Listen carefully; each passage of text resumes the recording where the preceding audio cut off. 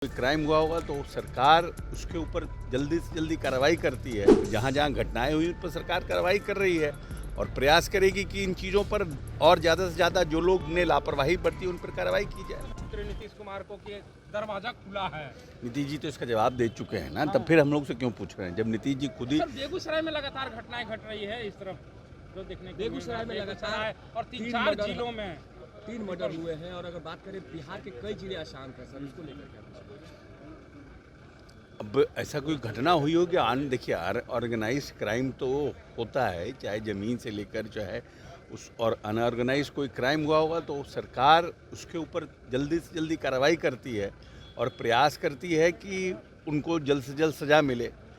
सरकार की तो भूमिका यही है ना, और प्रयास रहता है। अब क्या है कि अनऑर्गेनाइज क्राइम को कंट्रोल करने के लिए बहुत मतलब सरकार का प्रयास तो जारी है, फिर भी कहीं ना कहीं समस्याएं हो जाती है और सरकार स्पॉन्सर्ड ये देखना चाहिए कि क्या सरकार इन चीज़ों में कोताही बरत रही है या सरकार इन चीज़ों में प्रोएक्टिव नहीं है।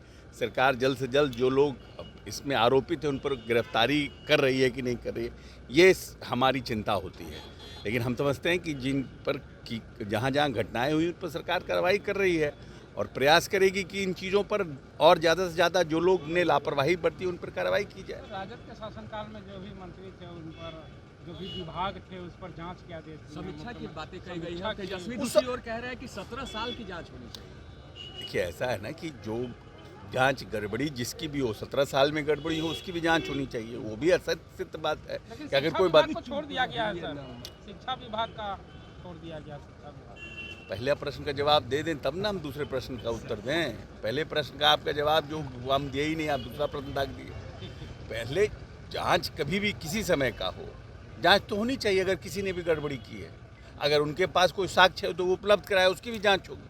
और इनके समय में कोई हुआ होगा गड़बड़ी, उसकी भी जांच होगी। तो पारदर्शिता तो होनी चाहिए ना, शासन में पारदर्शिता तो बरतनी चाहिए। पर विपक्ष के लोग कह रहे हैं कि जो नौकरियां दिया गया क्या वो वापस ले लेंगे जांच करवा करके? नौकरियां से जांच को क्या मतलब है? नौकरियां ऐसा है कि नौकरियां उनका मोनोपोली थोड़ी है, खाली उन्हीं के शासनकाल में नौकरी मिली है कि उसके पहले भी नौकरियां मिली है, आगे भी नौकरियां मिलेगी। ये एक बार तेजस्वी जी का ये कहना कि सिर्फ हमारे समय में ही नौकरी हुई है, तो उनके पहले नौकरियां नहीं मिली थी। उनके पहले भी तो सरकार ने, नीतीश कुमार ने नौकरियां दी है और उसके बाद भी नौकरियां मिलेगी।